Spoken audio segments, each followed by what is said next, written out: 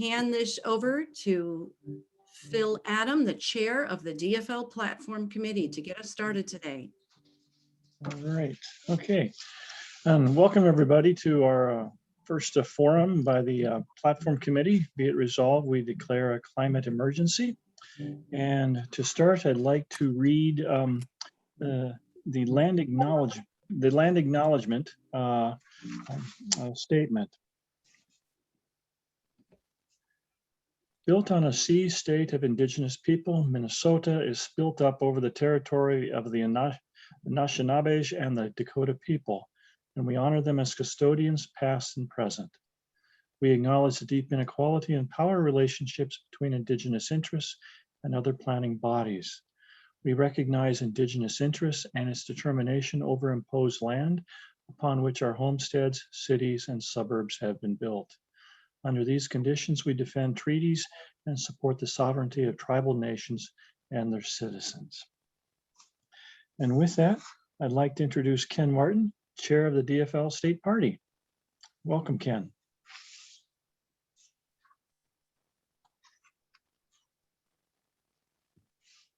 Take myself off mute there. Thank you so much. Thank you, Phil. Thank you, Vita, candidates from the Environmental Caucus, of course, Frank Sachs, and the rest of the Platform Issues and Legislative Affairs Committee for putting together this first in a series of forums designed to have a deeper look at our party platform and what we stand for as DFLers.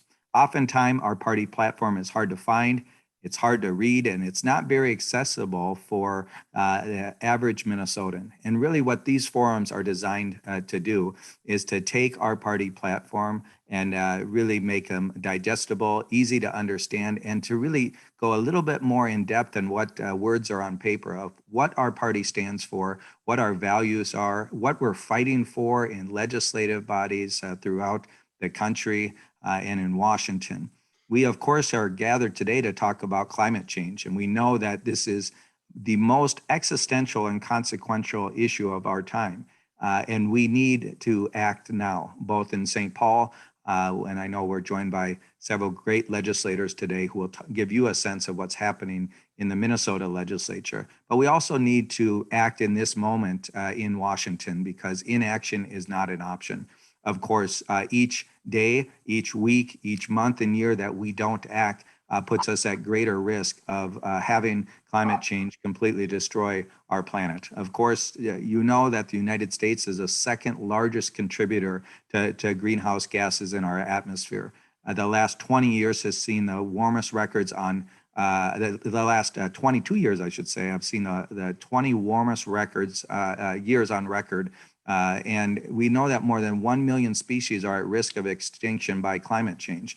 And just as it relates right now to this pandemic that we're in, we know that increased population density due to the extreme weather from climate change, which is essentially creating all sources of migration patterns not ever seen in this world's history, has contributed to the spread of disease and virus like the coronavirus. We know that if we don't act now, if we don't do something to reverse the impacts of climate change, that it could be irreversible by 2030. And you're going to hear from a lot of wonderful advocates and people who've been fighting their whole lives and their whole professional career to stand up and protect our land and our water and our air and make sure that this earth and our planet Earth is protected well into the future. And so I just want to thank Frank and Phil and Vita and the rest of the folks who put this on for allowing us some time to gather in space and community today to have this important conversation. It is really critical, and I thank you for joining us today.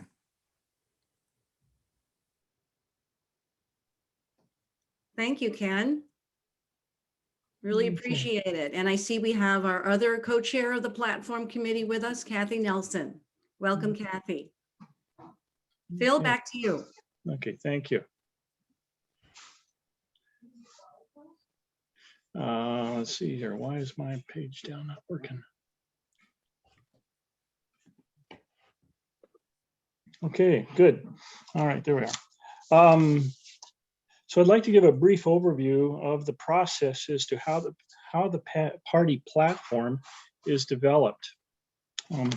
First of all, I love the process of resolutions and how they can ignite our passions to empower us to participate in democracy. I love the educational aspect of it as well. For this is how our DFL grassroots gets their ideas and passions to the politicians. It energizes us as a DFLers, it energizes our delegates, our candidates, and our elected officials. There are two parts to the DFL platform.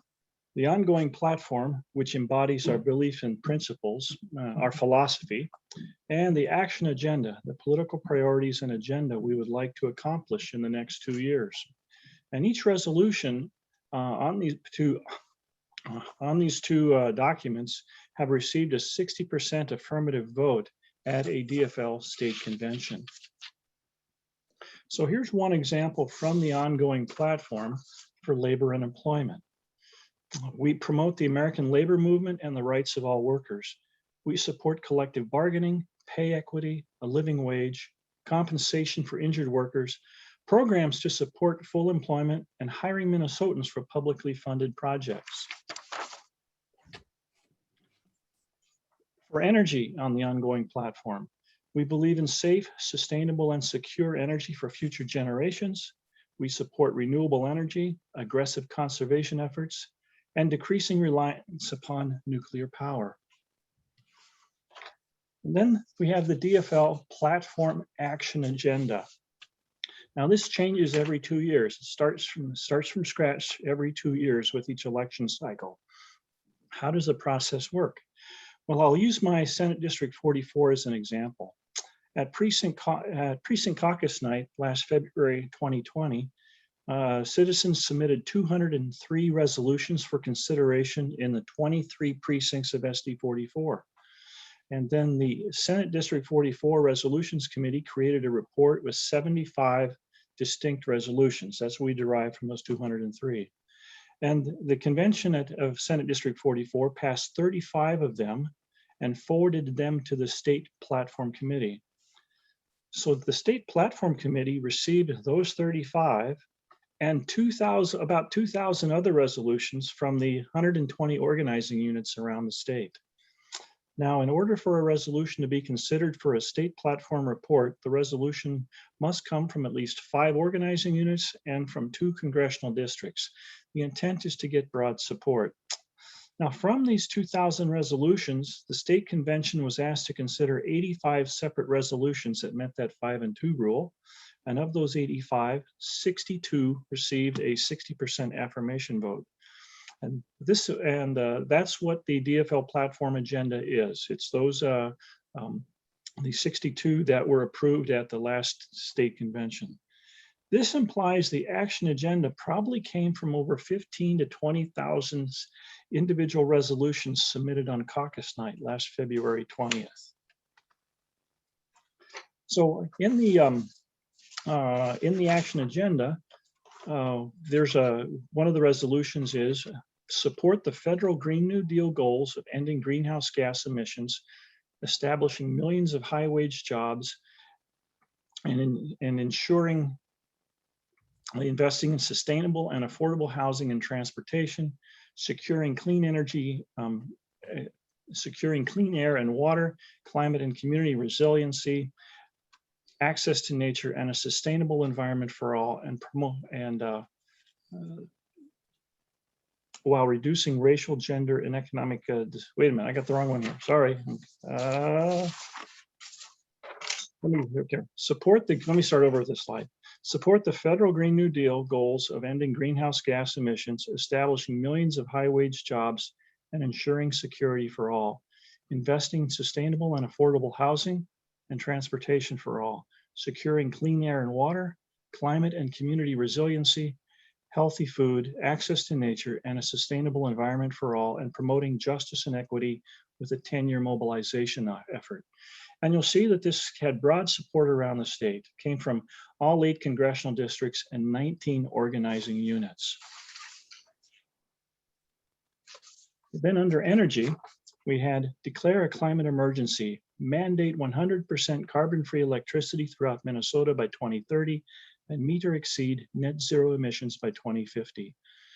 Transition to an equitable, economically just, and clean energy economy that provides high-paying jobs in rural and urban areas while reducing racial, gender, and economic disparities. This was the most popular resolution coming out of the organizing units. It came from all 8 congressional districts and 63 organizing units. So here's the process of just one resolution, specifically on declaring a climate emergency. In my Senate district of SD 44, 14 of 23 precincts submitted a renewable energy resolution. And at our Senate District 44, we combined those 14 resolutions into a single one that was passed by the Senate District 44 convention and forwarded to the state. It was one of those 63. So what that implies is that the Declare a Climate Emergency resolution probably came out of maybe anywhere from 700 to 1,000 precincts. And with that, I want to close with framing. We always want to be considering how we frame messaging for renewable energy. And what I'd like to propose is that we say renewable energy is democratizing and citizen empowering. Renewable energy puts the sources of power closer to each citizen. Thus, it literally puts the political power also closer to each citizen. We want to be saying wind and solar are more reliable than fossil fuel. We always want to have the word reliable next to wind and solar. And we want to point out that dirty fossil fuels poison our air and water. With fossil fuels, we literally burn our wealth. And we always want to put renewable energies in the context of the world burns 100 million barrels of oil a day, 100 million barrels of oil a day. And in juxtaposition, I want to point out that refineries actually concentrate our centers. They symbolize great concentrations of power. I mean, literally, we have very few refineries in the USA, and it's what I would call a choke point in our economy. So let's point out again, renewables are decentralizing. And with that, I'll turn it over back to Vita. Thank you, Phil. And I'm going to share my screen here, folks. And move forward. You're kind of cutting in and out. I want to welcome you all. We have 87 with us joining us all. I'm Vita, the chair of the DFL Environmental Caucus. I'm going to put this on present.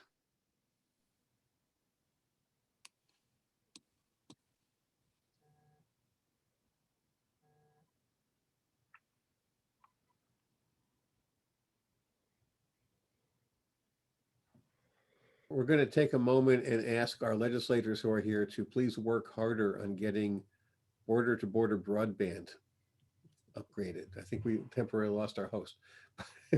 And she lives out in the quarter of a rural area. That's the reason for that. Vita, are you back? Okay. Thank you, Greg. Sorry, I'm going to unmute there and share my screen. And when I get a chance, I will switch to my hotspot, but let me present this. So all I wanted to say here, I don't actually need to share my screen. Let me just talk through this. I am chair of the DFL Environmental Caucus. We are one of over 12 community caucuses and several community outreach organizations of the DFL party. And we are very happy to co-host this event today. We understand the existential threat of climate change and that this is indeed a crisis that we must address.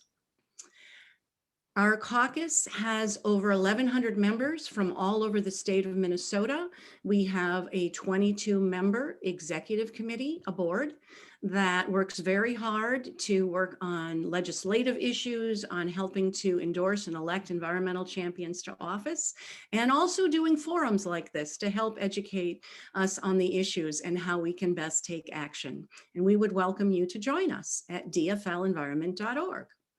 The main resolution that this today is going to focus on revolves around, of course, our climate emergency. And you can see it's part of our mission statement to educate and mobilize citizens to act on climate and to also work for racial and environmental justice. This has become central to our mission as a caucus. So I'm not going to read this to you again. Phil already did, but again, we know that we must transition to 100% renewable energy. We must electrify everything, decarbonize everything, and we must do it in a way that lifts people out of poverty and ends the great disparities we have in racial, gender, and economic groups. And who better to address this than Sam Grant? Dr. Sam Grant is our first speaker today, and he is the executive director of MN 350, an organization that dedicates itself to bringing our carbon emissions back down to 350, where it should be, right? Parts per million in a socially just way.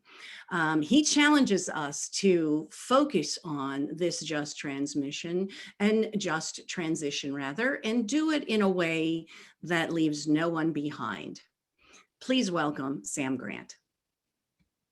Thank you, Vita, and thank you all for being here. And I appreciate that the DFL Environmental Caucus has declared an environmental emergency, because we are certainly in one. My questions for you, those of you who are on the call who are legislators here in Minnesota, what is your assessment of how well we are traveling on the journey to climate integrity? And given Minnesota's history of racism and genocide, how can you leverage your leadership roles in the legislature to advance climate integrity with climate justice in a way that benefits all Minnesotans equitably? Just transition pathways defined within a climate justice framework seek to coordinate and implement strategies that move the region towards zero net carbon by reorganizing the economy to prioritize mutual thriving through three linked objectives: care for climate integrity, care for the integrity of mutual benefit for whole populations, and mutual care for the future. Further, climate justice requires that we center racial, economic, cultural, gender, geographic, and environmental justice in the ways in which we pursue these objectives. I'm offering you a Just Transitions planning matrix, and I think it'd be useful as we think about, going into precincts in the next electoral cycle to get this kind of a planning matrix out to all the people who are organizing the precinct caucuses, so people could actually use it as a template for ecologically democratic discernment and decision making. So the elements on the left: we need a platform that is anti-racist, that addresses basic needs, that thinks about business development, community benefits, cultural integrity, economic development, education, employment, environmental quality, treaty rights and obligations. And there's many more things that I would put on my list if I was speaking to you for 8 hours, but I'm only speaking to you for less than 15 minutes, so I'm not covering the whole waterfront here. Minnesota has a pattern of apartheid. We all have heard about the word apartheid from South Africa when it reorganized its government as an apartheid government in 1948. But they actually came to the United States and learned how to create their apartheid system by studying how this country did native reservations. So some aspects of Minnesota's apartheid pattern. Area median income for Blacks is less than half the area median income for whites. The Black poverty rate is 4 times higher than the white poverty rate. The Black home ownership rate is 1/3 the white home ownership rate. The incarceration rate for Blacks is 11 times the incarceration rate for any other population in Minnesota. People of color are currently over 20% of the population, but only hold 14.9% of the jobs and only 5% of the businesses.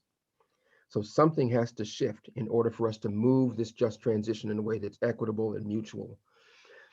The COVID crisis added to the challenges here. you look at this, dynamic here, and you see that Blacks were more than double the representation among unemployment insurance claims. And we still have about 300,000 Minnesotans who are claiming unemployment benefits. The state has only gained back 49% of the jobs it lost since the beginning of the COVID pandemic. So we have a lot of ground to cover. And I want to suggest that a well-designed, equitable, just transitions organizing framework actually moves the dial and gets us to the home run we're looking for by 2030.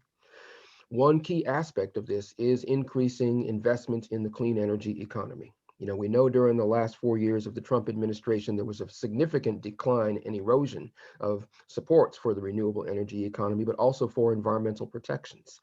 So we want to look at energy efficiency and renewable energy jobs as critical resources over the next 10 years. And we specifically want to honor the obligations made by the Just Solar Coalition that Bob Blake, who is speaking later, and I are both part of, that is requesting that any company in the renewable energy space commit to 51% of the people it hires be people from BIPOC communities, and 51% of its procurement and contracting go to vendors from BIPOC communities.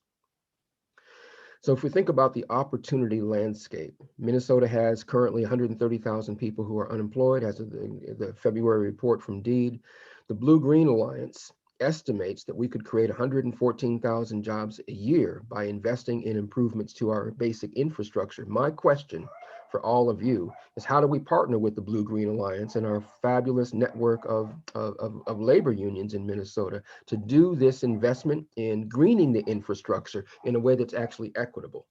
How can we green our infrastructure in a way that is both climate smart and climate just? We have an energy burden problem here in Minnesota. A quarter of low-income households have an energy burden. 12% of households in Minneapolis have a high energy burden, and 5% have a severe energy burden. 15% of Black households and 16% of Latinx households have a high energy burden. There's an opportunity here. While our clean energy resource teams reports that there's 519,617 income eligible homes in Minnesota, it will take 291 years at our current pace to provide weatherization in all of those homes that are substandard in the weatherization right now. I want to suggest that it's important for the DFL Environmental Caucus and the Platform Committee to work with those of us in the communities to design a 10-year campaign to completely weatherize every single home in Minnesota and turn every substandard unit of housing in Minnesota into an ecologically sound, aesthetically pleasing household for every Minnesotan. I also want to suggest that while we think about justice as a conversation killer and a job killer, actually the opposite is true. And that's why we believe that the just transition actually is mutually beneficial. In Illinois, they determined that there were 224,000 plus jobs that could be created and $23 billion added to the economy by replacing their 700,000 lead service lines. Here in Minnesota, we have 100,000 lead service lines, so only 1/7. But if we assume that their math assumptions are correct, we could create 32,000 jobs in Minnesota by replacing our lead service lines, adding money to the economy. And one thing I really love about the obligation of cleaning up our lead pipes in Minnesota is that it's actually an issue that's impacting both urban and rural environments in Minnesota. And it's a way to bring us together and to get poor rural whites and poor urban BIPOC folks on the same side of the equation around fighting for a just transition. Energy efficiency, given its nature, produces more jobs than business as usual jobs. And since we have a lot of substandard housing in Minnesota, I actually want us to lean in and really make a sound strategy to think about energy efficiency improvements as an economic development strategy and as an opportunity to increase equity in employment in our business ecosystem. We also have another problem that we have to address in order for this to work, however. Where workforce development centers are is not approximate to where the people who need jobs are. We have a transit system that doesn't get people to where the jobs are. We have workforce development centers that are far removed from where our population centers are that are most at risk of long-term low-wage worker unemployment. So there's some significant work to do to bring some of the workforce development training into the city and into the Native nations and connect more people from Black and Indian communities to these opportunities, because they're the ones facing the most persistent economic disparities in Minnesota. So my key points: Minnesota can create a clean energy economy that reinforces Minnesota apartheid, but it shouldn't do that. Instead, Minnesota could invest in just transition pathways appropriate to each region of the state that reduces greenhouse gas emissions by more than 50% by 2030 and to zero by 2050 in a way that nourishes mutual flourishing and closes persistent gaps in well-being, opportunity, and thriving. To get there, Minnesota legislators must commit to end Minnesota apartheid by utilizing climate justice as an anchor commitment for the journey. Key commitments include substantial increases in funding for environmental justice led by frontline communities, and increasing the commitment of state resources to eradicate the environmental justice overburden in all regions of the state. So one critical opportunity that I want to just plant the seed for here is we have an Environment and Natural Resources Trust Fund that has about $1.3 billion that it allocates 8.7% of that on an annual basis in Minnesota. I have been going to the meetings of the Lottery Reauthorization Coalition over the last several months, and I have made an argument that we need to center climate and environmental justice as an approach to realize ecological integrity. So the future of Minnesota, I want the DFL Environmental Caucus to help me fight for, is a future that recognizes the profound, deep, unwavering intersectionality of environmental justice and any approach to environmental integrity. There's a just transition policy framework that I think is useful for the DFL Environmental Caucus to consider and take up. So 1, take stock. 2, make sure that all underrepresented constituencies have a seat at the table. 3, ensure equitable social protections. And 4, create funding mechanisms that ensure all Minnesotans have the support they need to move along just transitions. And I'm going to send a copy of this to Vita and Greg. So those of you who are scrambling to take notes, they'll be able to send it out to you if you're here. So you don't have to worry about losing any of this critical information. I'll make it easy for you to get it. There's important just transition principles framed by a group called the Just Transition Alliance. I'd encourage you to go online and read more of their documentation. But here are 6 of the principles to get us all on journey and all on board to facilitate a just transition. Workers, community residents, and indigenous people around the world have a fundamental human right to clean air, water, land, food, and healthy workplaces and healthy community environments. There's no contradiction between creating sustainable development for a clean, healthy economy and a clean environment. So I'm not going to read all of this because I don't have enough time. So it's just there. Take it in as nourishment and anchor yourself in a commitment to recognize how the DFL Platform Committee and the DFL Environmental Caucus can actually lead with these just transition principles. I think that they're all appropriate for Minnesota. And if any of you feel like you don't understand any of these principles, or you need to have a dialogue about how to bring these principles alive in Minnesota, please talk to us at MN350. We're your capable partner who's committed to working with you to realize this set of principles. In California, which has one of the more robust environmental justice movements that's shaping, evolutions of public policy in the state of California, they have been able to go further than we have yet in Minnesota. I would like the DFL Environmental Caucus in Minnesota to be able to brag 2 years from now about our work that we started here today, having us transcend what they were able to do in California. We can do way better than California, and there's no reason we shouldn't. So my closing pitch to all of you, to make sure I'm leaving time for my good friends and colleagues to also share their perspectives with you, is that Minnesota needs a just transition stimulus bill that defines how climate justice advances ecological integrity and economic opportunity in a way that nourishes mutual thriving for everybody, everywhere in Minnesota. Can we work with you to make this a reality here and now? Thank you. Thank you, Dr. Grant. Very informative, very inspiring.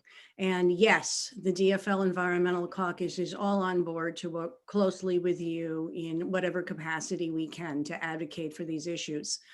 And also, I just want to, we will have elections of board members coming up this summer and would love to have more input from a diverse community on our board also. So please, everyone be aware of that. Our next speaker today is Patty Acomb. Representative Acomb is chair of the House Climate Action Caucus.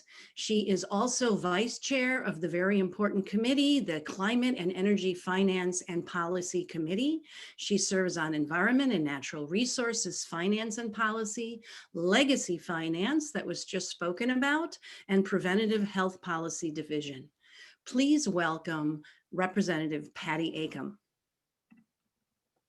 Thank you, Vida, and thank you, everyone. Good morning. I'm Representative Patty Acomb. I represent House District 44B, which is parts of Minnetonka, Plymouth, and the city of Woodland. I want to thank the DFL Environmental Caucus and the Platform Committee for having this event this morning. I think it's wonderful that you're making such efforts to engage with more people on these important issues like climate change. And also a big thank you to Dr. Grant for all the great work of MN 350 and partnering with us at the legislature to make Minnesota a better and more just state.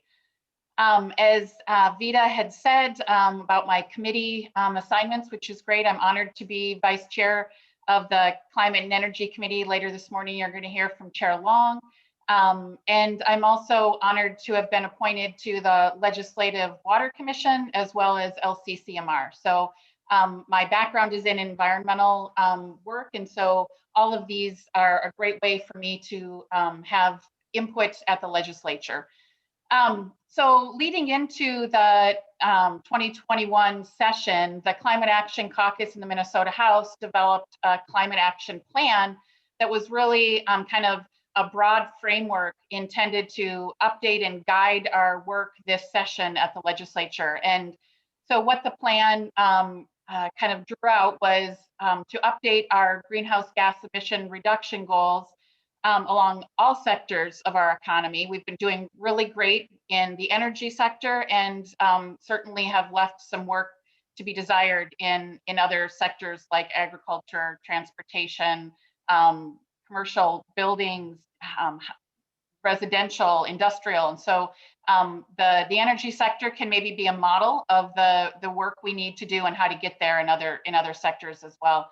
And while we were developing this plan, we wanted to recognize the importance of protecting our environment, addressing the many social inequities that exist here in Minnesota, ensure public health, as well as strengthening our economy. And we truly believe that we can do all of those things together. And so this session, we've been working hard to kind of actualize some of those, the goals of our climate action plan into specific bills within different committees. And so, for example, in the Transportation Committee, Chair Hornstein, there was a great article in the paper this past week highlighting it. He's authoring a bill called Sustainable Transportation Act, and it's really focused on some important things around transportation that will help reduce greenhouse gas emissions. And so it's a wonderful way to really do good work that transportation has not been doing. It currently is the highest greenhouse gas emissions sector in our state. And so there's a lot of work that needs to be done. In the agriculture sector, Representative Lippert has been working hard on a soil healthy farming bill. And again, really highlighting some of the best practices we need to really scale up in order to reduce greenhouse gas emissions in the ag sector. In climate and energy, Chair Long has worked really hard on the 100% bill. You'll hear about more about that from him in just a minute. And one of the bills that I was working on, or am working on, excuse me, is the Next Generation Climate Act. It's an update to the Next Generation Energy Act that was rolled out in 2007 in a bipartisan way. So we want to update that important kind of foundational work that was done in our state, recognizing the importance of reducing greenhouse gas emissions. And so the Next Generation Climate Act is really updating that work and making it in a more broad, multi-sector fashion that we need to do in order to really get at the greenhouse gas emissions that we need to avoid the worst impacts of climate change. And in our built environment encompassing, commercial, industrial, and residential, Chair Long again has been working on updating some building codes that would bring down, and those greenhouse gas emissions have been not going down at all, in fact, going up quite significantly. So this has been a really important effort that's come out of a task force in the governor's office, and Chair Long can tell you more about that, but a really important effort that that we need to get past. And then one of the things that we also knew in the climate action plan that's important that we focus on is adaptation and resilience. And we know that in order for us to really crack this nut of climate change and reduce greenhouse gas emissions, we need to do so by partnering with all jurisdictions of government, so state, county, local governments, and all of us working together. And we're starting to see more and more cities develop climate action plans, which is encouraging. And we're seeing Hennepin County, which is in the process of taking feedback about developing a climate action plan. This is really important. And so there's a bill that I am authoring that's partnering with the University of Minnesota to build a small area climate model that will give all of these jurisdictions the information they need to be able to really make those climate action plans. And so I think that that's an investment that is just would be worth its weight in gold, frankly, and will be able to be used by all jurisdictions in a really meaningful way. And so that's just kind of a highlight of some of the work we're doing in each of the sectors, and certainly can go into anything more detail if that's needed. But just wanted to really thank you for inviting me to be here with you this morning. And I appreciate the work of the Environmental Caucus and the Platform Committee, because your voices at the legislature, it's so important, and it really guides the work that we do. And so I really appreciate all your work in that area, and happy to be a partner with you to move some of these initiatives forward. So thanks for having me, and I'll be here if anyone has questions. Thank you, Representative Acomb. That is excellent, and some very important bills that you're highlighting there. Our next speaker this morning is Robert Blake. He is the owner of Solar Bear, which is a solar installation company located in Minneapolis. He's also executive director of Native Son Community Power Development, which is a nonprofit. Robert is a tribal citizen of the Red Lake Nation, and his passion is spreading the word about renewable energy through communication, cooperation, and collaboration. Please welcome Robert Blake. Hey everyone, thank you for having me. Anim Boujou, everyone. Just like they said, my name is Robert Blake, and happy to be here. And thank you very Dfl Environmental Caucus for allowing me to share a little bit about my work and what we're doing. I wanted to say here and really kind of this time and this moment, and it's so important, everyone, especially with everything that we're dealing with the climate, and tribal nations understand this, and I always talk when I speak with our tribe and my fellow tribal members. I was explaining to them, we're born with this right, with this responsibility to take care of the environment. We're not playing professional basketball. We're not in movies. We're not in we're not even in public office or running corporations. But what our job is, what our responsibility is to take care of this environment. That's our It's our birthright.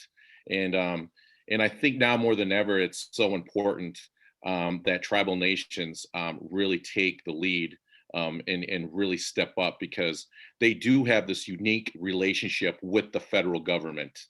And so hence comes the whole point of starting the Red Lake Solar Project and creating a tribal utility, right? Because the technology is here now, everyone. We can do this, creating a microgrid, creating jobs. Sam clearly put down a lot of the facts and a lot of the statistics that support all this.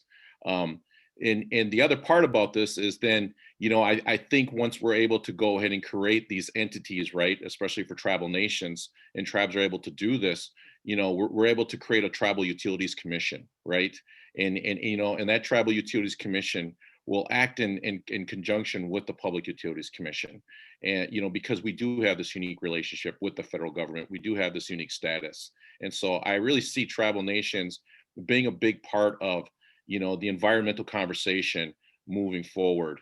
And I think one of the most important parts about this is that, we recognize that, that the tribes, are going to be able to do things that I believe Excel and Minnesota Power can't, and we're going to be able to move quicker and faster with new technology. So if we want to be able to tackle climate change the way I believe that we can, we're going to need to be able to test out new types of technology there. It's going to help us. Time of use projects, being one of them. Different types of battery storage, vanadium flow batteries. The list is going to go on, because every day the technology changes in the renewable energy field. And so, us being able, tribal nations being able to test out those types of new technology, I believe we're going to be able to move a lot quicker than Excel and Minnesota Power, because what's going to happen, everyone, is that Minnesota Power and Excel, they have a business model. They have to protect a business model that they have, and they've got shareholders to adhere to and to take care of. Tribal nations, their responsibility is to their community, to the members, and so that's why I believe that we don't have that conflict, so to speak, of the money issue being one of it. But the other part about this, though, and is that I see tribal nations in the future being able to buy and sell power on the grid, just like the big guys do. And this not only helps tribal nations, but it's going to help all of you, and it's all going to help us with policy too. Which makes me jump to the next thing. To all of you DFL members out there, we need to start assisting in helping get Native people involved in this. And I think, and I just want to say that you see a lot of us running for office now. You got Peggy, you got Deb Holland now as the new secretary. You see this because I really feel like that we can win in these rural districts. We can flip this Senate. We can, when I look at some of the votes that some of these senators are winning by, they're winning by like 37 votes or something, 52 votes or something. I can take a van and go pick up 53 people on the tribe, on the res, and go bring them to the voting station. That's how close these guys are winning. And so what that tells me is that tribal nations are in play. And when I look at the map, especially from this last election here, and when you put that map and you see these seas of red, and you look at and you put that up with the tribal nations, you see these blue dots. That means that these people are getting out. I believe in Red Lake we had a 90% voter turnout. And that's in Beltrami County. Now, what really ticked the people off from Red Lake was all the attention that Beltrami got nationwide. Because we know that we're not that county. We know we're not those people. We know that we accept refugee resettlement. We know that we're not what we were portrayed by the media. So that really ticked off the people of Red Lake. and really encourage them to get to the voting polls. So, you know, my request, and this is why I started Native Son, was that, you know, and why I also ran for city council here in St. Paul, was that I wanted to be able to, you know, just basically say that, listen, you know, we have an environmental crisis. We have an emergency, just, you know, and we need to get involved in this. And we have to get involved on a policy level and on a federal level, obviously too, and really use our unique status as a tribal nation to push our elected leaders and the businesses, obviously, like the Excels and the Minnesota Power. So everyone, that's really my ask of all of you, my story, why I believe that renewable energy, these solar projects that Solar Bear is doing up in Red Lake is very important. I want to do this in all 11 tribal nations. I want to create the Tribal Utilities Commission, and that it starts here in Minnesota, right? And then we could go ahead and take this framework and bring it out to the rest of the country. That's why I'm really super excited about the work that's happening here. And we've got such a great supportive environment, a great supportive environmental justice support here in the state of Minnesota. You know, and so, I mean, I just know that this can happen. I think about Hubert Humphrey and what he did around the civil rights, right?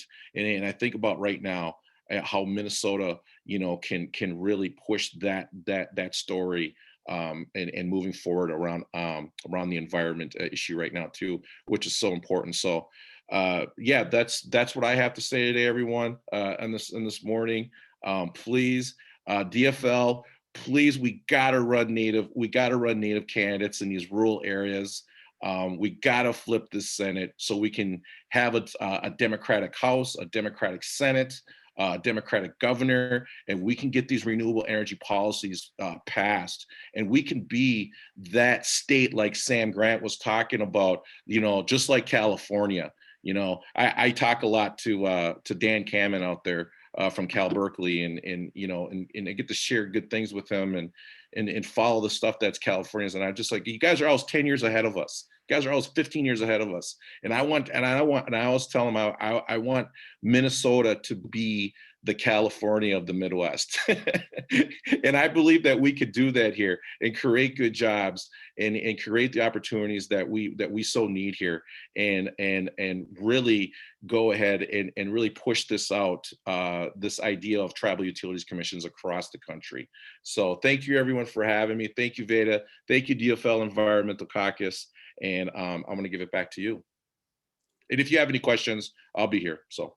Excellent. Thank you so much, Robert. And yes, we too want Minnesota to be #1 in solar and renewables. And we know that we can do it. We have the technology, we have the expertise, we have people like you that are leading, and we're very grateful. And our next speaker today is, but we also know we have to, of course, flip that Senate, right, to make this stuff happen. It was an excellent point you made, and we are also seeing in the chat. Our next speaker today is Representative Jamie Long. Jamie is the chair of our Energy, Finance, and Policy Committee. He also serves on Judiciary, Finance, Civil Law, Public Safety, Criminal Justice Reform, Redistricting, and Rules and Legislative Administration. He has a long history of working on energy, environment, and transportation issues with Congressman Keith Ellison and Sheldon Whitehouse and others. Please welcome Representative Jamie Long. Thank you so much, Vita. It's so good to see everybody here today. The DFL Environmental Caucus is such an amazing presence in our state and in our movement for environmental justice and for climate justice. And this is just the right time to be having this conversation. We're right in the middle of the session, and I know that you all have been so active in supporting legislation that's happening up at the Capitol and pushing hard. And I also just want to thank your work on the platform, because platforms matter. Vita mentioned I worked for Congressman Ellison in that capacity, had the opportunity actually to work with him on the 2016 platform. He was a member of the platform committee for the DNC. And at that point, the climate position that we had in the DNC platform was that we wanted 50% clean energy within 10 years. That was as bold as we were willing to go in 2016. And look how far we've come to what the President Biden running on 100% by 2035. You know, the amazing plank in the DFL platform here in the state. That's not, didn't happen by accident, right? It happened because of organizers like Sam Grant and MN350. It happened because of folks like Bob Blake. It happened because of all of you pushing hard on our elected leaders and on our platforms to make sure that we're actually reflecting the urgency of the moment and the work that we need to do on climate change. So thank you for pushing hard and creating that vision that we all need and pushing us at the Capitol to act as fast and as boldly as this moment calls for. So I also just wanted to thank Representative Acomb for her amazing leadership with the Climate Action Caucus and making sure that we're touching every part of the work that we're doing at the Capitol. She mentioned some of the work that is happening on the Transportation Committee, but we're also seeing work on the Capital Investment Committee, which Representative Acomb's been pushing hard on to make sure we're doing the infrastructure investments that we need to move on climate change. And we had an amazing joint hearing between the Climate Committee and the Capital Investment Committee that you know, got to talk about how we could use our investments in infrastructure to help move the needle on climate. Representative Acomb also pushed for us to do a joint hearing with the Preventative Health Committee so that we're talking about the health impacts of climate change. So we've been doing some terrific collaboration across the entirety of the legislature this session to lift up the work on climate change. And I also just wanted to acknowledge that we have two other great environmental and climate leaders from the legislature here, Representative Sandy Mason and Representative Liz Ryer, who both are just terrific leaders in their own right on these issues. So I'm just going to talk real briefly about some of the work that we're doing on the Climate and Energy Committee this session, and then ways that you all can support our efforts as we're getting towards the end of session. So we've been pushing really hard in our committee. I took a look, and as of yesterday, we had heard 52 bills in our committee. So we're not taking this climate challenge sitting down. We're trying to hit it on all sides and push as hard as we can within the work that we can do on our committee. And a couple of the pieces that are really crucially important to try to get done. The first is the 100% clean energy bill. And I missed that. Representative Agbaje is with us too, another terrific leader on climate and energy. So our 100% clean energy bill, we've been working on very closely with Governor Walz, who supported the bill last session and this session as well. And it would, if we pass the bill that we have now, it's 100% by 2040. So not quite where your platform wants us to be, but getting closer. We were at 2050 last session. So we moved up a full decade. And if we pass that law, we would be the most aggressive clean energy standard in the nation. So we would be jumping over California in terms of what we're able to do here in Minnesota. And we've, I think, seen the benefits in Minnesota of what renewable energy standards, clean energy standards can do. We were one of the first states to move on a renewable energy standard, and it jump-started real economic opportunity and growth in our state. There is an amazing fact that we heard in one of our very first hearings, which is that because of us being an early mover in the clean energy space, we were able to grow businesses in our state that are installing wind and solar energy across the nation. And we've had so much success that in the last decade, over half of all of the wind turbines installed in the United States have been installed by Minnesota companies. That just blows my mind. But that's the type of economic opportunity that we can create if we're actually leading and not following on clean energy and climate. And Sam and Bob were both right. We're not there right now, right? We're falling behind the pack. We've been sitting on the successes that we had in legislatures past, but we're not cutting edge anymore. And we're seeing many other states that are jumping over us and taking advantage of these new growth and new economy, and we can't let that happen. We've also made very clear to center in our 100% bill, climate justice, environmental justice, and partnering with our friends in labor, so that we are making sure that as we're creating these good jobs, that they are jobs that are going to all of our citizens in Minnesota, and that we are making sure that they're good paying jobs and labor jobs. So that's been a central focus of our work, and also making sure that as we're thinking about where we're siting new energy, when we're retiring new energy, that we're taking into account the history of environmental racism, and that we're retiring plants and polluting entities that right now are in our communities, disproportionately communities of color, disproportionately environmental justice communities. So that's been a key focus of our 100% bill as well. We've also pushed really hard on the ECO Act, which I know is part of your webpage, and so thank you for that. This is to update our energy efficiency goals as a state. And we have done well as a state in energy efficiency. It's been one of those areas that we're in the top 5 states nationally in terms of our work on energy efficiency, but we're not at the top yet. And one of the things that we need to improve is our ability to help with low income targeting for energy efficiency, which this bill would increase the targets for helping provide better energy efficiency for low income residents. And then it would also allow for fuel switching, so that we're moving off of dirty fossil fuels and moving towards electrification. So that's a really important step for us to be taking, particularly in getting at those building emissions, which are extremely hard to tackle, but where we know that we need to do a lot of work. So so those are two big pieces of legislation that I know are on your webpage, and I'm really hoping that we can get done this session.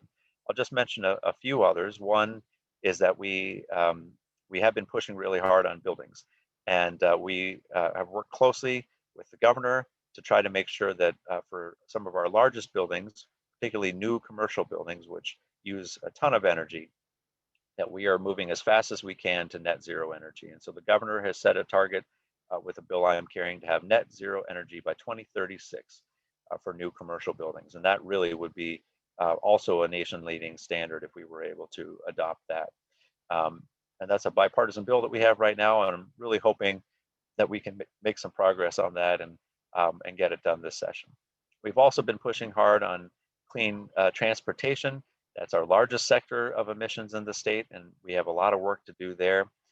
So we've been supporting the governor's effort on clean cars, and I know MN 350 has been really outstanding and getting signatures there. Probably a lot of you all as well. There were over 14,000 folks who submitted signatures in support of the governor's clean cars effort. So if you were one of those 14,000, thank you. And we also had a legislator letter that had 58 legislators from both the House and the Senate that were signing on to that clean cars effort, which really would be one of the most important steps we can take to reduce our emissions by moving towards electric vehicles. We've also been trying to help support that effort through rebates for electric vehicles, so that we can bring down the cost for folks. And those include rebates for used electric vehicles, so that we can try to make it more affordable as we're seeing more used vehicles come onto the market. And then also building out our electric vehicle infrastructure in the state, so that we're creating more opportunities for folks to plug in and charge, and making it even easier for individuals to feel comfortable moving to an electric vehicle. And then in addition, we're pushing hard on solar energy. Representative Acomb has been a real leader on solar in schools, and making sure that we're trying to reduce the electric bills for our schools. It's the second largest cost for a lot of school districts, is their energy bills. And so making sure that we're trying to spread out solar and give people an opportunity to learn as well. And then we're trying also to help expand and democratize solar. And we have a real nation-leading community solar program in Minnesota, but we need to do better at making sure that there's access for low-income folks and for communities that haven't traditionally had access to solar energy. So we're working hard on a bill that would be a community access program, so that we would be requiring for solar projects that are under that program, they would have to be over 50% residential, and they would also have to be offered to folks regardless of their income, and regardless of their credit score, so that we could expand access to more and more folks. So those are, a few of the bills that we're we're pushing really hard on. And I think that we're going to have a really outstanding climate and energy omnibus bill, which is going to be released a week from Monday. We'll be having some public testimony that following Wednesday. So if folks are interested in supporting our bill, feel free to sign up to speak in favor of it. And feel free also to reach out to your legislators to let them know that you'd like them to help support our climate and energy package. It will probably be coming to a vote on the floor within a few weeks after that. We don't know exactly when, but we can keep in touch and keep you updated. But I'll tell you that your efforts in talking to your legislators about ECO, about the Next Generation Climate Act, about 100% clean energy are critically important. And it's important not just to talk to folks who you aren't sure if they agree with you or not, and you feel like you need to persuade, but it's important to talk to folks who agree with you. And that's because we know that as legislators, we have so many things that we're juggling and balancing every single day. There's a lot of important priorities that come before us. But the more that we hear from our constituents about climate, and the more that motivates us to make it one of our top priorities and push extremely hard on it. And I've heard repeatedly that climate is always one of the top issues, at least over the last few years. I don't think this has been the case for many years, but last session and this year, we've heard that climate is one of the top issues that folks are hearing from. And so if you can keep that up, that means that we're going to have more climate champions in the legislature. We're going to push even harder to try to get bold legislation passed that's going to achieve our climate goals that we have as a state, our new climate goals that we're going to set with the Next Generation Climate Act, and try to really regain Minnesota's leadership in the clean energy space, leading with equity, leading with our labor allies. And so I just want to thank everybody for your hard work and for having this forum today, and happy to answer questions if there are any. Thank you so much, Representative Long. That is a great summary of some of the awesome bills that you guys are working on. We really appreciate all of your efforts. And now I would like to introduce the legislative director of the DFL Environmental Caucus, Greg Laden. Greg is a true science geek. He is an anthropologist and also climate activist with several groups, indivisible, very active in the DFL and in our caucus. He's an author, a blogger with an impressive depth and breadth of science knowledge. Please welcome Greg Laden. Oh, thanks. Thanks, Vita. Is my mic on okay? Yes. Okay, good. I should just mention I'm not the Margaret Mead kind of anthropologist. I'm more like the bones and stones kind of anthropologist. But anyway, so I want to, it's amazing how active this group of legislators and others are, and it can get very complicated. So we did narrow down we're asking you to take actions. We're going to go to questions in a moment. We're asking people to take actions. And I conversed with Representatives Acomb and Long earlier and found out that the best strategy right now is to contact your representatives and support these 3 bills now. You heard about a lot of other bills today and the omnibus, and we will be absolutely submitting or sending out to you all information if you're a member of our caucus and you get emails and someone from us about further actions as well. But these are the main 3 bills that were discussed and people are asking in the chat things like, will this matter because the Senate is Republican? And the answer is actually yes, because there's possible bipartisan movement and it's possible to get these passed, at least some subset of these bills passed. So it matters in that sense. So these are the 3 bills. I put the link for our action page in the chat, so people should go to that, and these are there and described and so on. Not visible when you look at this is the energy equity and sort of Green New Deal aspect of this, which are in these bills, and more on our page on that as well. So we're asking you to actually just do this. Go to where you need to go to find out who all of these links you need are on our action page.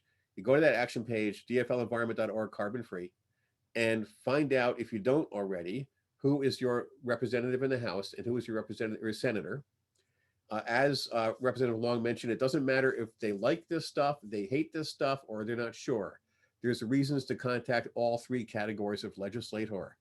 I was in a meeting with my senator, who is very much on board with all this sort of thing, in an organized event organized by 350. And we said to her, you know, you're already on board. She said, no, you got to keep reminding me. There are 3,000 bills out there. And, you know, you have to remind me what I'm here for. So do that, please. Contact them. In one set, we're asking you to also contact committee chairs to get some bills moved along in the committee setting in the Senate. Write an email or a letter, and we give advice as to how to do that to those people. That can matter a lot. I just heard yesterday, and again, it was a 350 event, I think, someone saying, a representative saying, when I get 8 contacts, I know that there's something going on. There's what, 90 people on this squall? Let's get 90 contacts to each of your, distributed among your representatives. And some of them we're going to get that many. Write letters to the editor. It normalizes these positions. It normalizes to people that we need to move forward quickly and now and effectively and meaningfully in the ways that all of our speakers today talked about, when they see it in their penny saver or their Sun Sailor or whatever. And people often say, do people really read those things? And the answer is yes, they do. Those are more read than some of the more national newspapers on a case-by-case basis. And then join a community. Join us. It's free. You can give us money if you want, but you can just join us. Join 350. Join these various groups, and you'll find that if you join up with a small local group or a national group or a state group, people don't want to join more than 1 or 2 groups because it's too much work. Actually, if you join one of your local groups, it reduces the amount of work you get to do, because you want to do the amount of work that makes you feel like you're making a difference. And if you get together as 5 or 6 people in your community, you can divide that work up, and you can talk about what to do and get more done with, you know. So join a like-minded community and see what you can do. I'm going to stop sharing, and this will allow me to go to my notes.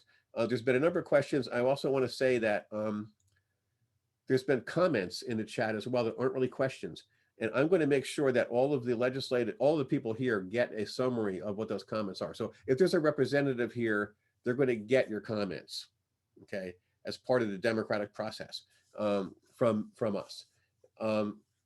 One question that ties a lot of things together, and I think all of you can answer this, is does Robert Blake, in his efforts, need changes in our legislation to happen? So that's for you, Bob, and for everyone else, for the legislators. What has to happen to make that work? So I would say thank you for the question. And one of the first things I would say is please support Jamie Becker-Finn's. Jamie Becker-Finn requested a tribal energy group. Everyone, to let everybody in on this, this is the basis of this. This is what I'm talking about. So Jamie Becker-Finn had a House file. I can't remember the number right now. Sorry about that. But it was about a year ago or 2 years ago. She wanted to create a tribal energy group from all 11 tribal nations. And that would be kind of the start, right? That would be the basis of it. We first have to create tribal utilities first. And of course, that is being done across the country right now. But that's also, it's not being done, it hasn't been done here in Minnesota yet. But that's what we are trying to create in Red Lake. And then of course, then we can go to that other piece, right? But also, I just want to make very clear to everyone too that, you know, we want to do this in conjunction and work with our partners, work with our fellow co-ops, work with our fellow utilities. So I don't want to scare anyone and say, you know, the tribes are trying to do something rogue or anything. That's not the case. We only want to be able to be a part of the conversation and help push us to a carbon-free future. I'll just add, if I can, we heard a terrific bill in addition to Representative Becker-Finn's bill from Representative Athena Hollins just a couple of weeks ago that would allow for technical assistance from the Department of Commerce for tribes that are looking at considering their energy options. And so I'll just put the bill number in the chat there, 1647. So that would be another bill that we're looking at. So that wouldn't be the final step in terms of legislative needs, but it would be a step in the right direction for letting tribes have some support and assistance for looking at their energy future. And I will just maybe say, I don't have a lot to add other than I think that this is a really great direction to go in. I heard Mr. Blake present to our committee earlier this session, and he has some great ideas and some great programs going on in the Red Lake reservation. And I just think being able to take that and scale it up at the other reservations throughout the state would be a wonderful opportunity. I'm happy to help in any way I can. Okay. Another question is, I'm combining a couple different questions here, but we've seen in the news lately in Duluth and in the Twin Cities, in St. Paul and elsewhere, some issues happening right now with buses, electric buses. Some cases, transportation authority is saying, let's go for the gas instead of the electric buses and so on. And then there's a question of legislation and action related to school buses and getting them to be electric. Can we get an overview on electric buses from you guys?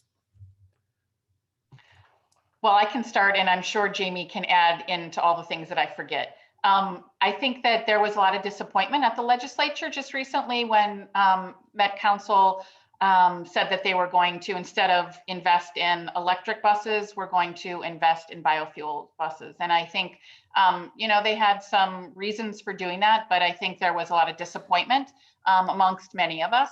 And I think that one of their concerns is in terms of charging capacity and how long they can last and how long they need their buses to last per day. And so I think that when you look at a city bus versus a school bus, you can see that they are used in a different manner. And so electrifying school buses makes a lot of great sense. And so to be able to drive, they drive in the morning and then they drive again in the afternoon, in contrast to a city bus, which goes all day long. And so the opportunity of using electric school buses, I think, is a really great one that we need to work really hard to invest in, and it makes very good sense. That's right. And I'll just add that a number of us expressed our real disappointment with Met Council in terms of the decision on the biodiesel buses, and had some follow-up conversations with them. They have made a commitment to moving towards electric, but this particular purchase was not in that spirit. And part of the concern was these were 60-foot buses, and as Representative Acomb mentioned, have longer routes. So we're trying to push hard for some of their 40-foot buses that have shorter routes to become electric as quickly as possible. And Representative Fu Lee has a bill that would fund Met Transit buses to become electric, and as well as infrastructure to deal with some of the charging that Representative Acomb mentioned. And then Representative Athena Hollins also has a bill to fund electric school buses. We only have one school district in the state that has an electric school bus right now. So we have a long way to go to try to electrify our school buses, and know that there's a real powerful argument to do that. So we're hoping that in our omnibus bill, we're going to have both of those funding streams coming in for Metro Transit buses and for school buses, and that will be able to take a step in the right direction. And this is also a real win-win in Minnesota because we make electric buses in the state. St. Cloud, we have a manufacturing plant that actually makes union labor electric buses, and so there is a real win-win in this area, and I'm hoping we can go a lot faster than we are right now. Let me ask a quick small follow-up that, and maybe it's Sam Grant has the best answer to this. I'm not sure, he's involved in electric. Is it true that we're at the point now with the total cost of operation over a reasonably long horizon of time for electric school buses doesn't show that they're expensive? They're actually comparable or cheap because they are lower maintenance and the fuel is cheaper, even if they're a bit more expensive to buy. Are we at that state now with buses generally?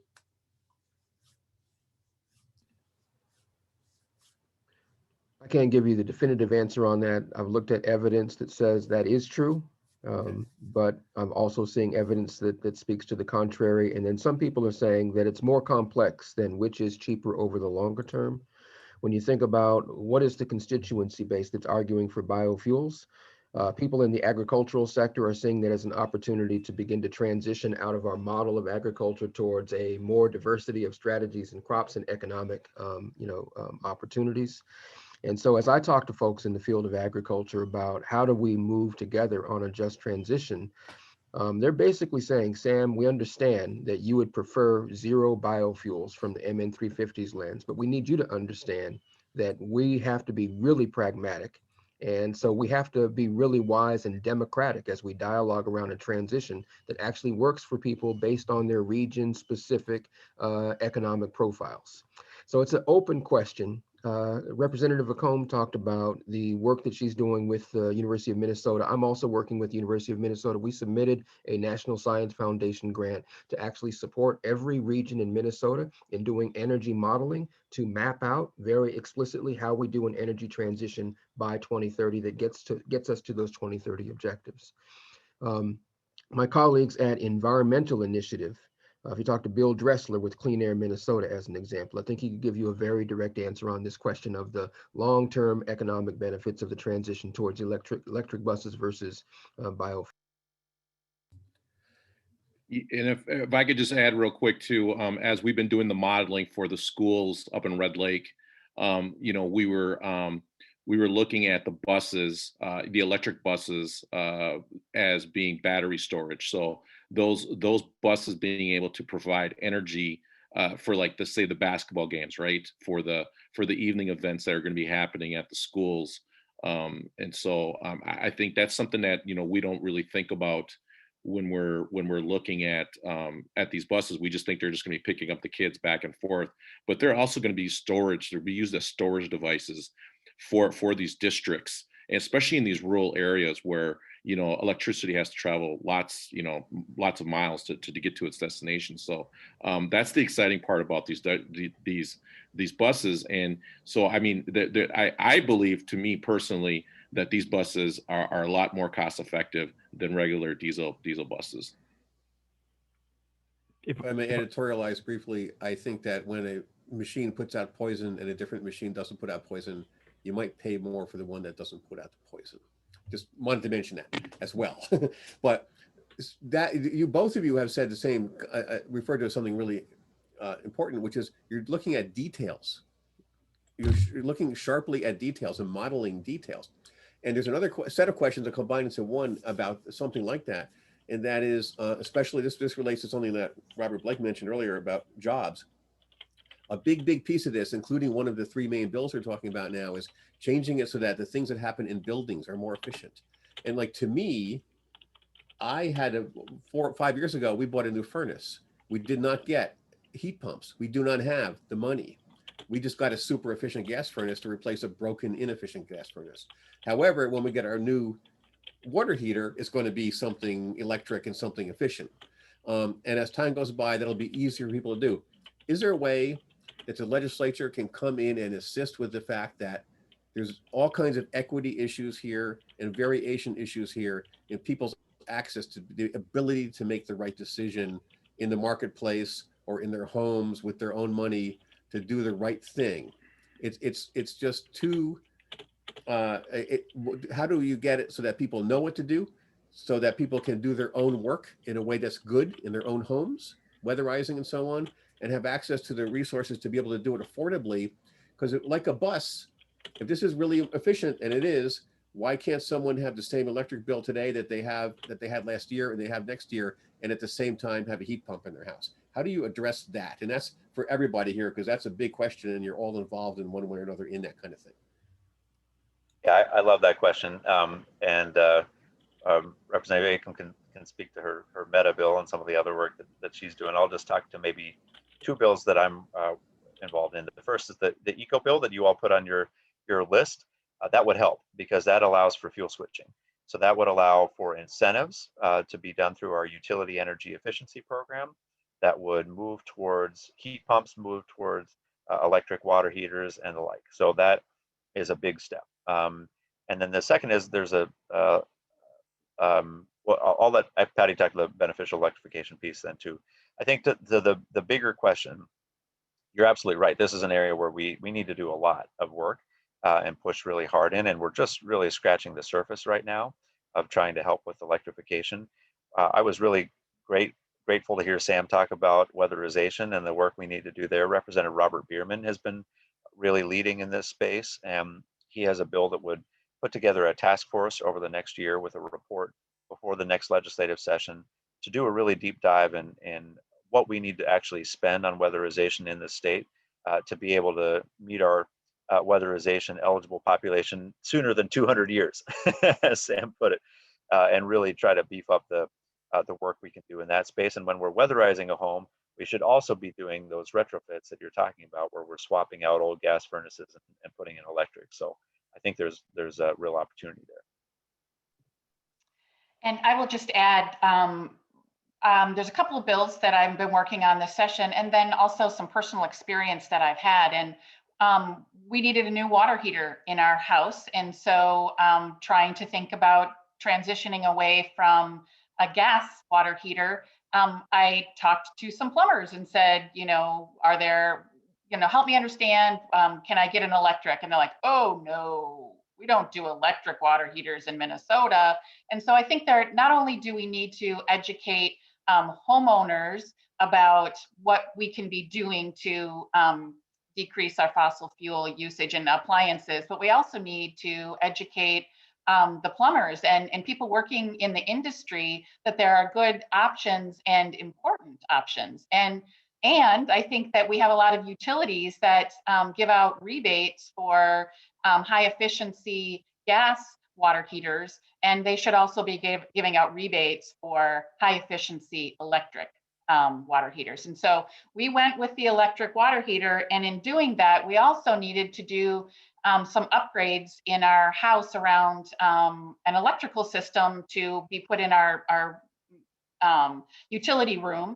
And so, that wasn't free, and it was important to me, and so we invested in it. But I think that you're absolutely right. We need to make things easier for people to make the right choice. And so it's, providing incentives or rebates to help them beef up their electrical systems so that they can switch from electric appliances and so forth. And so there's a bill, beneficial electrification, that is really looking towards that transition and how important that transition is. And I just also think we need to work on educating the people that are working in the industry that these are really viable and important options. And then there's another bill that I'm working on this year. It's called Meta. What it's doing is taking products that are being produced and it's accelerating their implementation. And so it's to provide efficiencies and weatherization options within our homes. And so maybe there's heat pumps, and so we can work to make those more accessible to more people, or maybe it's better efficiency windows or other types of technology that would be beneficial in our homes and in our buildings. And so I think that there's a lot of things that we can and need to do. And I think education and outreach to people about those is important. Then we need to recognize that people don't have the capacity to be worrying about all of these things. And so we need to make it really easy. And so I think that's, we have a lot of work to do, but it's important. And especially when Dr. Grant, the statistics that he was putting about how many years it's going to take at current rates of investment around weatherization in homes, I mean, it's almost 300 years. We have so much we can do, and we do need to, I love his idea of getting it down to a 10-year plan. I think that's really important. And so we need to work hard at that.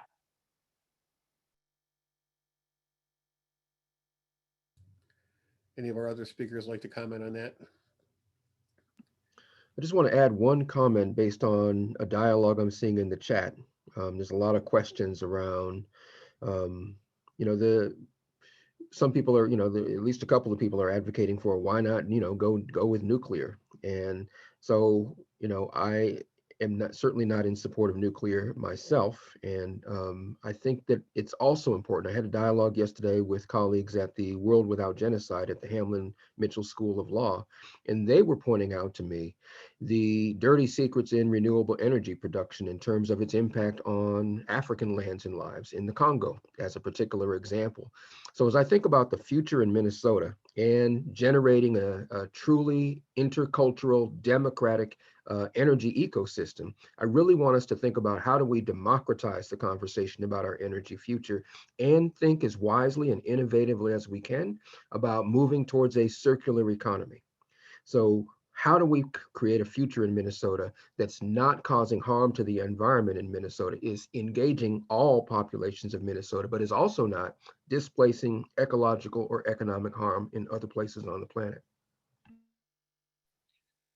Yeah, and I just want to say too, real quickly that you know, a lot of my buddies are in the construction industry, and you know, and of course, you know, they all kind of come to me and they're just like, Bob, we build junk. That's what we do because it's cheap, you know. So I mean, if we can get our heads wrapped around the building codes, and you know, obviously Kim Havey over in Minneapolis does such a great job over there. But you know, he was in that wonderful article in the in the Atlantic, I believe it was, just recently, but talking about building codes, or, you know, and so, I mean, I think if we can, you know, get some legislation passed around the building codes, you know, like, because as Sam's statistics pointed out, 300 years, like, what if we just built it right from the very beginning? So that's what a lot of us solar guys talk about, right? Net zero homes. Like, if we just built it right from the very beginning, you know, we're not going to need to do all this other stuff. You know what I mean? So, you know, that's where I would like to see us go. I think, Vita, we're supposed to end at 11:30 about, is that right? We want to wrap up questions soon. Yeah. I think. So I'm going to make one quick question and then we'll go to our next elements. Just a very quick one, I hope. And that is, although maybe this won't be quick. What about the electrical grid? As we electrify everything, what do we need to do? I know that some of that is a concern. You know, there are transmission lines and there are different ways of looking at the grid. But is there anything going on right now? I guess I'm going to narrow this question down. Is there anything going on right now in the legislature? Because this is all about legislative action that we need to know about, having to do with the utilities with respect to their ability to deliver this electricity that we're demanding. Yes, the grid is important. We know that, for example, Southwest Minnesota has really terrific wind potential, and that we're going to have to help move that, not just into Minnesota, but potentially even export it, right? If we're going to help meet some of the climate goals that we have around the nation. So we do have to do more on our grid, and we have some provisions that are going to be in our omnibus bill that will help promote that. But we also know that if you build local, if you build distributed energy, that reduces the impact on the grid. And so if we're able to actually have more distributed solar, more distributed energy, that's going to reduce grid costs overall, increase reliability and resiliency. And so we have to come at it from both directions. Thank you. I'll just go ahead. No, I was just going to say, I am super interested in microgrids and really about that whole idea of reliability. And I think we've seen awful things happen around the country when we don't have a regional grid. So it's important that we have that as well. But I think for sustainability purposes, I think the whole notion of microgrids is really an important one that we need to be working harder at here in Minnesota. Yeah. Oh, go ahead. Yeah, I just want to add distributed renewable energy resources. That's the future, everyone. Yep, absolutely, Patty. Yeah. And as my friend and member of the platform committee, Phil Adam, always points out, our grid is designed to handle the air conditioning demands downtown on 2 o'clock in the afternoon on some really hot August day. So when we're making electricity and using electricity in different times and places, it's not as hard as it sounds. I want to thank our speakers, and this has been fantastic. We're going to move on to another item in a moment, but I just want to make sure that everyone understands that the Environmental Caucus is listening, and our job is to help get legislators to listen, and we will do that. Everything from Sam Grant's call to asking that we reframe everything in an environmental justice and equity perspective, to getting down to the details. And I'm really excited. I have had this idea that Native American groups have, you know, there's an old treaty that came out, one of the first treaties ever made and broken, I'm sure, referred to the wind blowing and the sun shining and all that. And I was always thought, yeah, that's right. The wind blows and the sun shines. So, wow. Anyway, our next person we're going to have up is Frank Sachs, who is, I believe, the co-chair of the DFL Platform Committee. He's going to wrap up our discussion and give us his final perspective on things. So, Frank, you want to take it away? Sure. Do you want to share your screen or you want me to share mine? I will share this. Okay. We want to thank you all for attending our first of what we hope is 5 or 6 issues forums that will take place throughout this year that are being planned by the Platform Committee. Our second issues forum is already scheduled for May 1st. It's going to be on affordable health care. Our speakers are John Marty, who will be talking about his Minnesota healthcare plan, and Rose Roach from the Nurses Association. We hope to have future forums on rural issues and broadband, another one on social, racial, and environmental justice, and one on labor issues, and quite possibly one on voter access and voter suppression. Would like you to know that the DFL Environmental Caucus and the DFL Rural Caucus will be hosting a forum sometime in April or May on healthy soils. They will be sending out information about this, but you can certainly watch for updates on their website, dflenvironment.org. Also, we're going to be putting an evaluation form in the chat, which you can link to and give us feedback on our form. But we'll be sending out an email to everybody who attended today to get your thoughts about future platform issues forums and how you felt about today's forum. So thanks for coming. And again, thanks to Sam, Patty, Bob, and Jamie for giving us such a great presentation today. Thank you all. Thank you to Greg also for leading our Q&A and action agenda item, and to our speakers, and to Chair Martin for joining us, and all the legislators that were with us today. And Robert from Solar Bear, and Sam from MN350. We really appreciate your sharing your knowledge and expertise with us. And everybody out there, it's up to us now to take action.